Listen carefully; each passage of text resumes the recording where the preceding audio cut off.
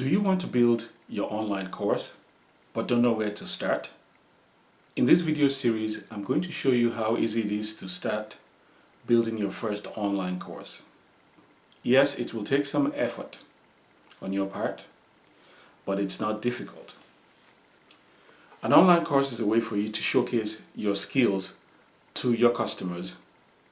Some of the benefits are it is accessible 24/7.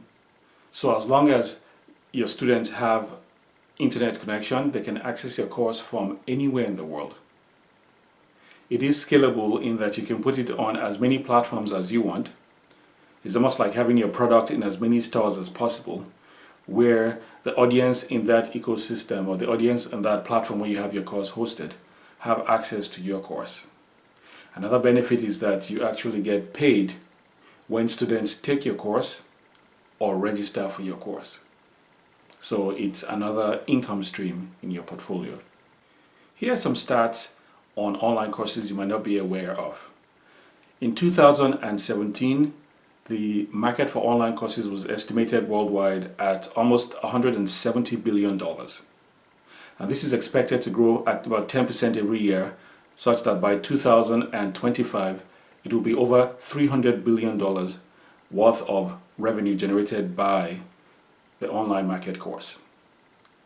Some of the things I'm going to cover in this series include how to get ideas for what course to teach, how to narrow down and pick one based on criteria like demand, so that's what people want, how to name your course. There are ways to name your course so that it's easy for people to find and that it tells people what exactly they're going to get from taking your course.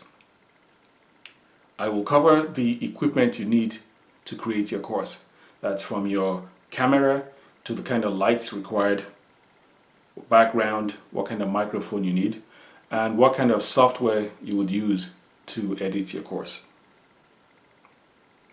I'm also going to talk briefly on how to price your course, how you can price your course so that you hit the market you want based on if you're trying to get maximum exposure or maximum revenue.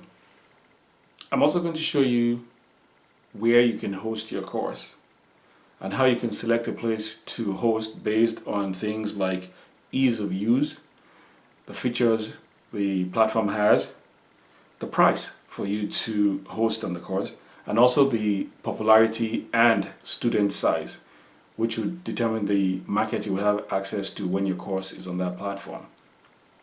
And lastly, I'm going to do a summary to tie everything together and give you the next steps so that you have enough information to go out and create your course.